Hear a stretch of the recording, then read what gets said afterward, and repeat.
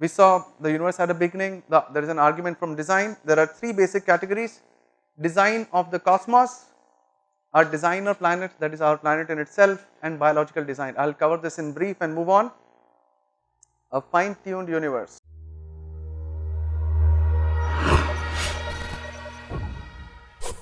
From galaxies and stars, down to atoms and subatomic particles, the very structure of our universe is determined by these numbers. These are the fundamental constants and quantities of the universe.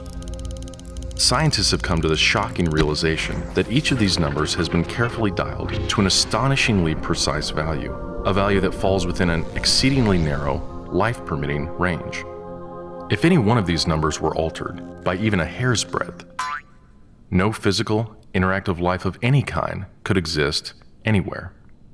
There'd be no stars, no life, no planets, no chemistry. Consider gravity, for example. The force of gravity is determined by the gravitational constant. If this constant varied by just 1 in 10 to the 60th parts, none of us would exist. To understand how exceedingly narrow this life-permitting range is, imagine a dial divided into 10 to the 60th increments. To get a handle on how many tiny points on the dial this is, compare it to the number of cells in your body, or the number of seconds that have ticked by since time began. If the gravitational constant had been out of tune by just one of these infinitesimally small increments, the universe would either have expanded and thinned out so rapidly that no stars could form and life couldn't exist, or it would have collapsed back on itself with the same result: no stars, no planets, and no life. Or consider the expansion rate of the universe. This is driven by the cosmological constant. A change in its value by a mere 1 part in 10 to the 120th parts would cause the universe to expand too rapidly or too slowly. In either case, the universe would again be life-prohibiting. Or another example of fine-tuning. If the mass and energy of the early universe were not evenly distributed to an incomprehensible precision of 1 part in 10 to the 10 to the 123rd, the universe would be hostile to life of any kind. The fact is, our universe permits physical, interactive life only because these, and many other numbers, have been independently and exquisitely balanced on a razor's edge. Wherever physicists look, they see examples of fine-tuning. The remarkable fact is that the values of these numbers seem to have been very finely adjusted to make possible the development of life. If anyone claims not to be surprised by the special features that the universe has, he's hiding his head in the sand. These special features are surprising and unlikely. What is the best explanation for this astounding phenomenon? There are 3 live options. The fine-tuning of the universe is due to either physical necessity, chance, or design. Which of these options is the most plausible? According to this alternative, the universe must be life-permitting. The precise values of these constants and quantities could not be otherwise. But is this plausible? Is a life-prohibiting universe impossible? Far from it. It's not only possible, it's far more likely than a life-permitting universe. The constants and quantities are not determined by the laws of nature. There's no reason or evidence suggests that fine-tuning is necessary. How about chance? Did we just get really lucky? No. The probabilities involved are so ridiculously remote as to put the fine-tuning well beyond the reach of chance. So, in an effort to keep this option alive, some have gone beyond empirical science and opted for a more speculative approach, known as the multiverse. They imagine a universe generator that cranks out such a vast number of universes that, odds are, life-permitting universes will eventually pop out. However, there's no scientific evidence for the existence of this multiverse. It cannot be detected, observed, measured, or proved. And the universe generator itself would require an enormous amount of fine-tuning. Furthermore, small patches of order are far more probable than big ones. So the most probable observable universe would be a small one, inhabited by a single, simple observer. But what we actually observe is the very thing that we should least expect: a vast, spectacularly complex, highly ordered universe, inhabited by billions of other observers. So even if the multiverse existed, which is a moot point, it wouldn't do anything to explain the fine-tuning. Given the implausibility of physical necessity or chance, the best explanation for why the universe is fine-tuned for life may very well be it was designed that way.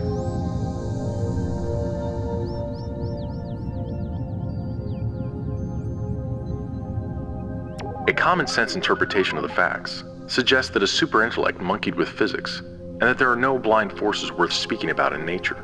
The numbers one calculates from the facts seem to me so overwhelming as to put this conclusion almost beyond question. There is for me powerful evidence that there is something going on behind it all. It seems as though somebody has fine-tuned nature's numbers to make the universe. The impression of design is overwhelming. The heavens declare the glory of God. The skies proclaim the work of his hands.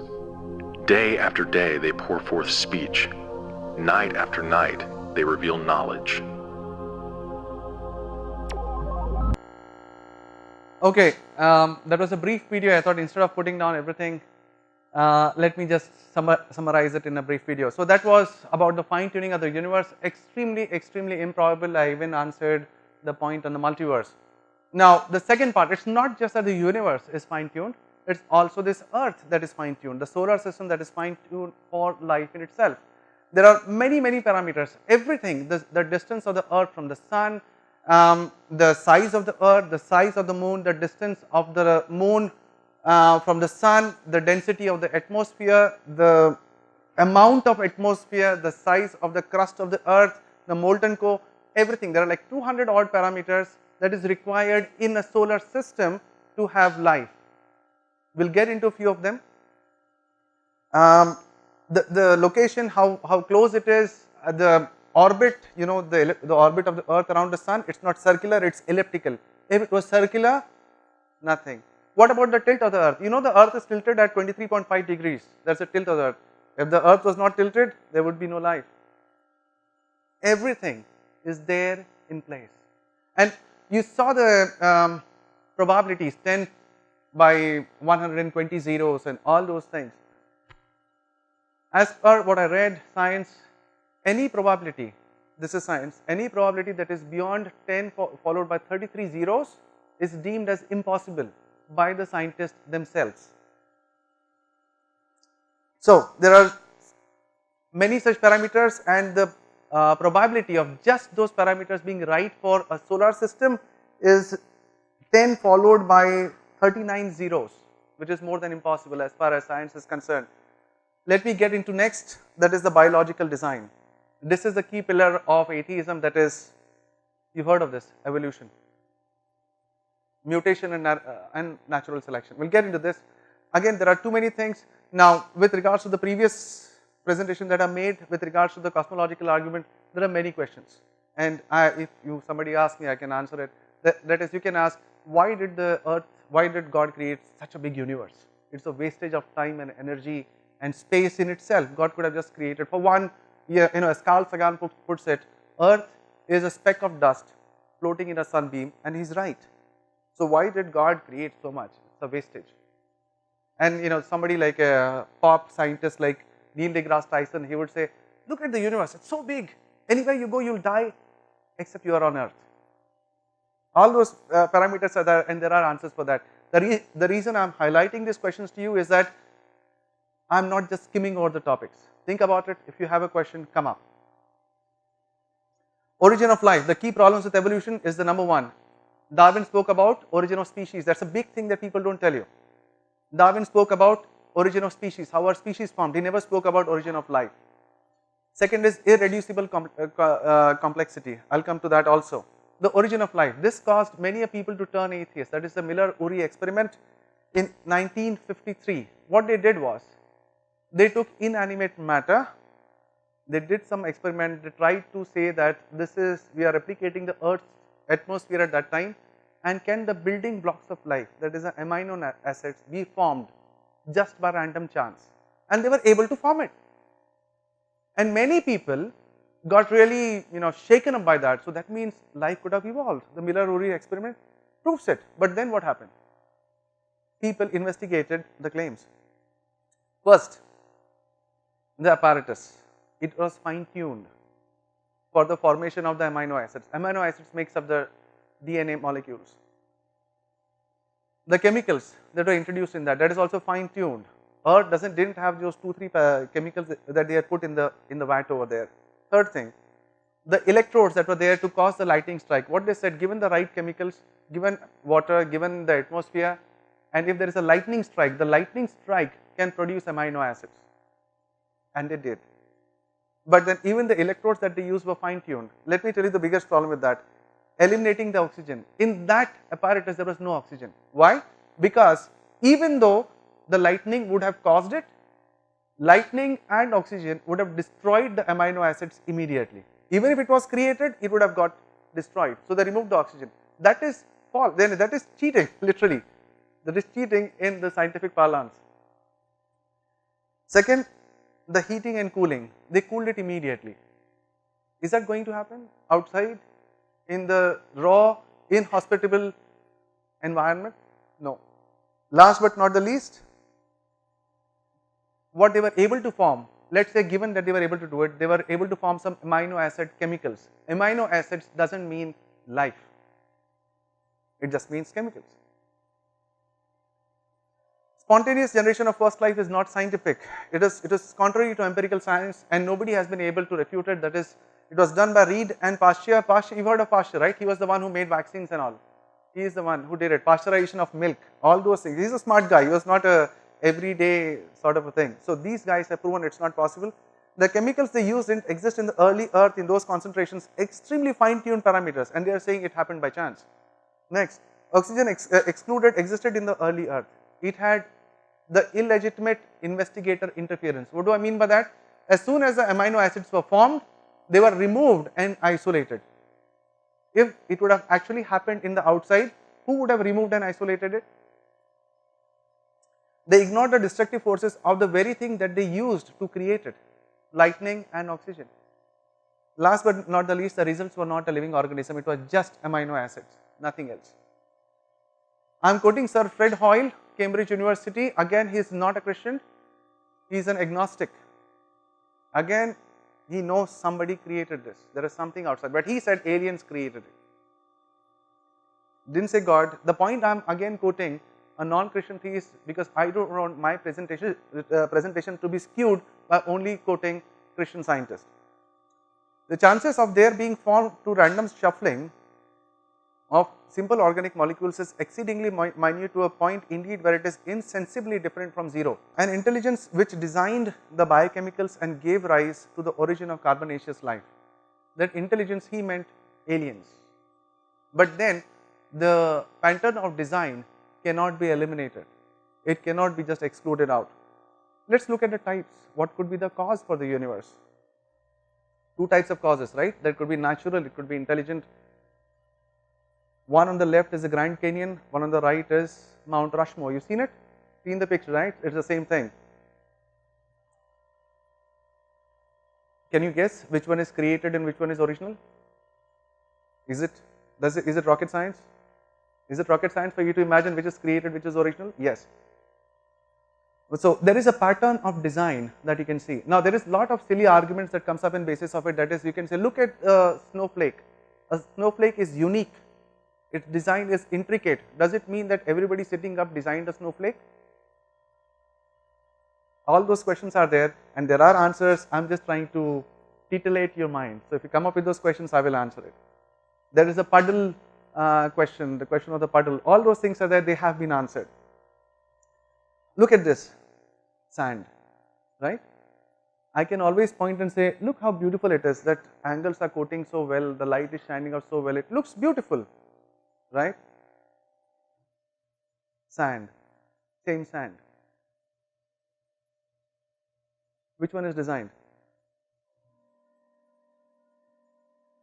Is it rocket science? Not really. The mind is tuned to understand where design implies. Can I say that or no? What if you are sitting outside your home and you see somebody writing in the air, it's written in the clouds, drink Coke, or somebody proposes like that, marry me. You've seen all that in TV they show, right? What if the girl just sits there and says, oh, beautiful clouds, it's a rainy day and there is a wind flowing, it just happened by chance. Will she say that? Will you say this? It has happened by chance. No. Why? Because it's not just a message. There is something called a specified complexity. I cannot get into that. These are the two parameters. It has to be specific. It has to be reasonably complex. It cannot just be complex or just be specific. It has to be specified complexity. And you immediately understand, maybe a plane went up there and sprayed the gas, right? It happens, you've seen all these things. What about this thing? Serials, like my mom used to do that.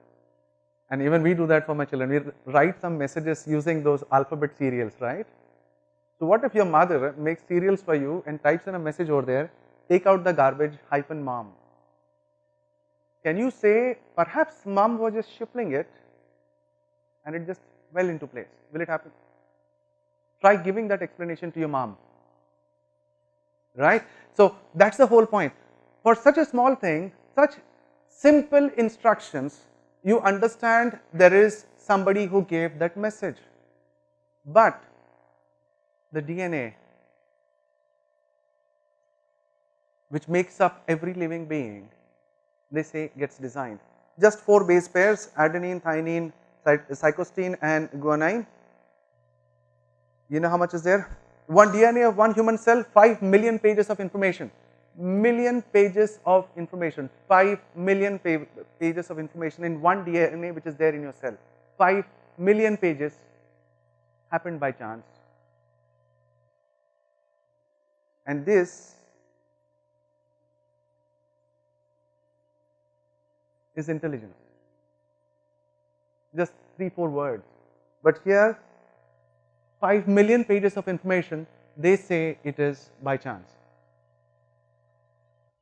Amoeba, the smallest single cell organism, 1,000 volumes of information. You can take all those, and they say it just fell into place.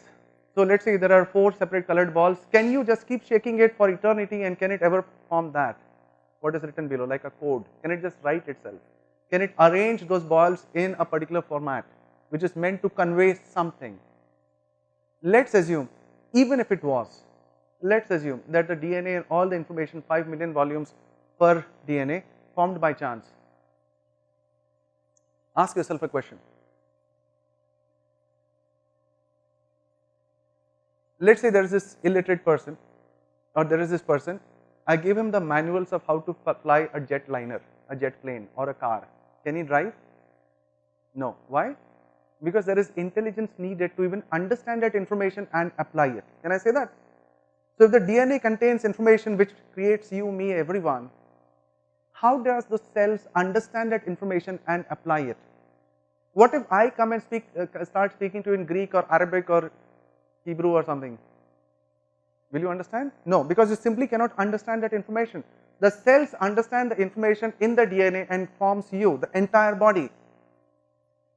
Even if those information could have happened by chance, how did those cells understand how to interpret that information? Are you getting what I am saying? Happened by chance, the cause must be intelligent. Now, have you seen the movie Contact, 1997 adaptation of the Carl Sagan novel? Seriously? No one? Contact. Okay, anyway, I have seen it. What they do is, there is a search for extraterrestrial intelligence. This project is there, it's not just a movie. Search for extraterrestrial intelligence. They send, they are receiving prime numbers, 1, 3, 5 and all those things. And they understand that prime numbers needs intelligence. Just prime numbers, receiving prime numbers denotes intelligence. That means that there is life outside of this planet. Just prime numbers. But a single message they receive when they understand there is life outside. Why didn't anybody, even Carl Sagan, who was a very prominent atheist, come to the conclusion that there are billions and billions of signals of radio floating in the universe. Couldn't they have just interfered and caused this pattern? But they say that for you and me, with 5 million volumes of information, and here the human being containing 20 million volumes of information happened by chance. But SETI is relying on one prime number being received, and that is understood as a message. Now, there was something that really used to bother me up till last year. Seriously, I had a lot of debates on this, then I downloaded a lot of information, because if the DNA, this is a bit scientific, don't yawn on this, but if the DNA happened by chance, the DNA was supposed to contain something called as junk DNA, that is junk information. Just imagine if monkeys are typing, they may, across a very infinitesimal small probability, they may get some intelligible language just by chance, but then the rest is junk. Can I say that? So if the DNA happened by chance, there should be junk DNA also. That is logic. Francis Collins, the most respectable authority on the face of the planet, I don't know how many of you have heard about him. He is the father of the Genome Project. He is the one who mapped it. Richard Dawkins is not even a child in front of him, literally. The statement was made by him, Francis Collins. He is a Christian though. I will come to why he is a Christian later on, but he is a Christian, and he said that the DNA evolved by chance, and there is junk in the DNA. Almost 45% in the DNA is junk, and I seriously, I am not just making this up, I was very disturbed. How is this possible? 45%, that means there is no God. I studied, researched, and guess what? No, this is not me, this is him again. And the long walk back, 2015 January conference, Francis Collins himself recanting. This takes honesty, my dear friends. Lot of the scientists knows what's going on, where they are going wrong, but simply the ego levels are too high. This is Francis Collins recanting, and he's saying that there is no junk DNA. We simply didn't understand how the DNA works. And simply speaking, let me just quote it. This is teaching us a lot. The DNA is teaching some of the brilliant minds in the world a lot. Would you trust a monkey typing out information? No. Brilliant minds of the world, and they have recanted on that, saying no, this is information, there is nothing junk in it. So the DNA didn't evolve by chance. Again, former atheist Sir Fred Hoyle, he is the one who said something very interesting. Believing that life happened by pure chance is like believing that a Boeing 747 resulted from a tornado raging through a junkyard. Again, Fred Hoyle is not a Christian. Fred Hoyle is agnostic, and he believes that life came on earth through aliens. Okay, I am just specifying that. He is the one who coined the phrase Big Bang. You heard the word Big Bang, right? Everybody has. He is the one who coined it. He is that influential, that big a figure. Can a raging tornado produce a 747, even if it is going on for millions and millions of years, or will it produce a junkyard? If there is a junkyard, tornado goes through it, will you get at least even a cycle by chance? No. If you see a cycle standing over there, what will you say? You will say that the cycle survived the tornado, or will you say that the tornado caused this cycle? Now, the next point is about the irreducible complexity. This is again a very important point. I will just breeze through it. It simply means that a system cannot be working in isolation, in small parts. Either it works together as a whole, or it doesn't work at all. In his book, the Darwin's Black Book that he wrote, it was a New York bestseller. Your car, for example, is irreducibly complex. Can it just work on its own? Some parts is missing in the engine, some oil is not there, some tuning is gone. Can it just work? No. The entire engine needs to be together, or there is no car. Can you say that? Let us take something simple, the rat trap. You've seen the rat trap, right? You put a piece of cheese, Tom and Jerry, it comes and slams it down. Can the rat trap work without even a single part of it? Maybe the lever, or maybe the spring, or maybe the flap, or maybe even the cheese not being there. Will it work? Not really. Entire trap needs to be in place, or there is no rat trap at all. So is life. Even the simplest amoeba has thousands of volumes of information. The bacteria flagellum, the bacteria, you've heard of the bacteria, this is very important actually, requires over 50 different proteins parts for the operation working at the same time. Take away one protein and the bacteria stops working. The bacteria is supposed to be one of the simplest types of organisms, been around since the beginning. Nothing works even if you take one of the 50 proteins away. What does Darwin have to say? If it could be demonstrated that any complex organ existed which could not possibly have been formed by numerous successive slight modifications, my theory would absolutely break down. That is Darwin, Charles Darwin in The Origin of Species, 8th edition. And this is what he was afraid of, the human eye. Incredibly, incredibly complex. And I study science and biology and stuff. It's phenomenal. It is phenomenal. Everything needs to be in place together. Like I just got a small procedure on my knee done because I was too stupid not to fix it in time. But okay, I got a small procedure on my knee done, and the sheer pain and the dynamics of how the kneecap works, just the kneecap. Could an animal have walked? Could you have walked without the kneecap? Everything evolved, everything came about by small chances.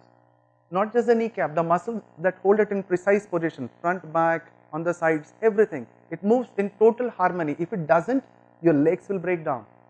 The depth of the cartilage below it, the space between the cartilages, everything is precise. Couldn't have happened. Take one thing away, you cannot walk. Just decrease the space between your cartilage and you are on your bed. Happened by chance? If that was the case, natural selection should have taken your legs away. Didn't happen. Biochemist Michael Behe, this is an open challenge. No one at Harvard University, no one at the National Institute of Health, no member of the National Academy of Sciences, no Nobel Prize winner, no one at all can give a detailed account of how the celium or the vision or blood clotting, even blood clotting, just think about it. What happens when you get a cut? Immediately the fibers start coming out, fibrinogen comes into place and starts clotting. What if clotting didn't happen? You will bleed to death. Just imagine if it was a part of evolution, everybody would be dead. The slightest cut and you are dead. Where is the time for evolution to happen that fibrinogen will come up in your blood? Might have, or any complex biochemical process might have happened in a Darwinian manner. Now the origin of new life forms, natural or intelligent cause,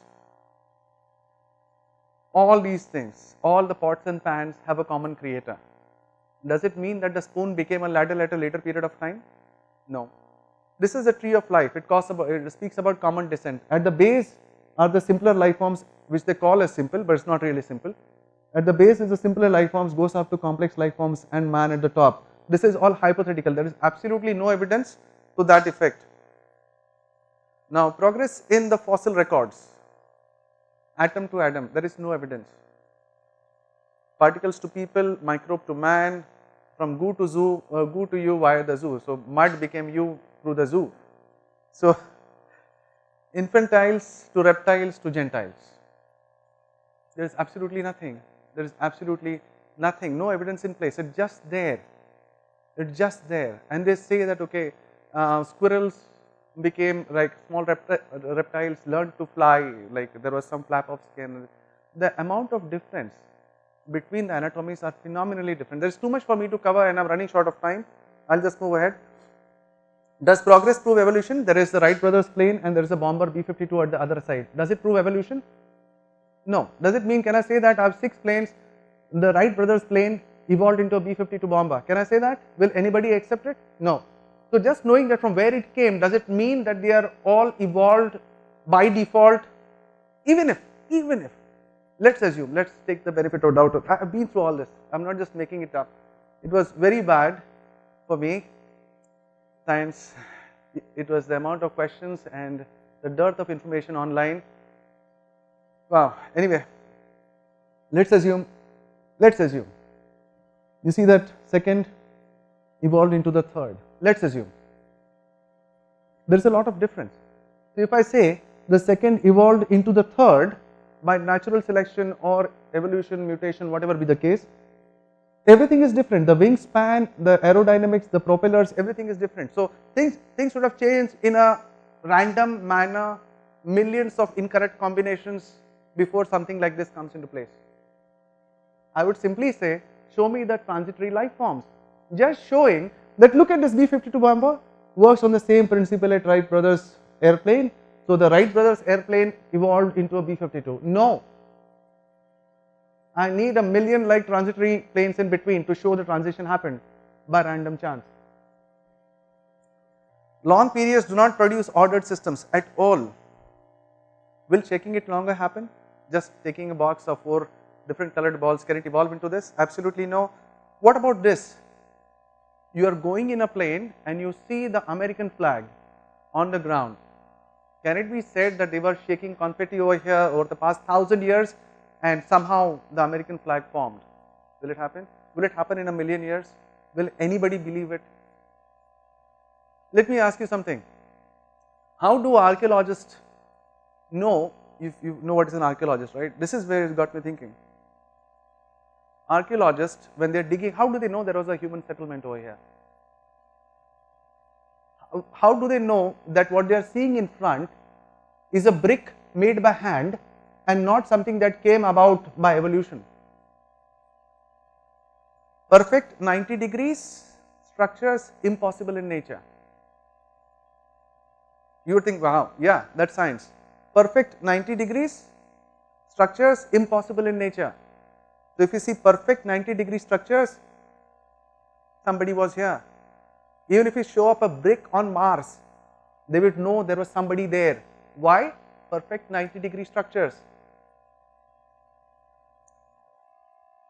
What if the confetti was taken higher and more time to fall? No way. That is science, including a perfect line like this, perfect straight line, not possible in nature. Can you believe that? Perfect straight line, not possible, not just a line, like a rectangular straight path or something, cannot just form in nature.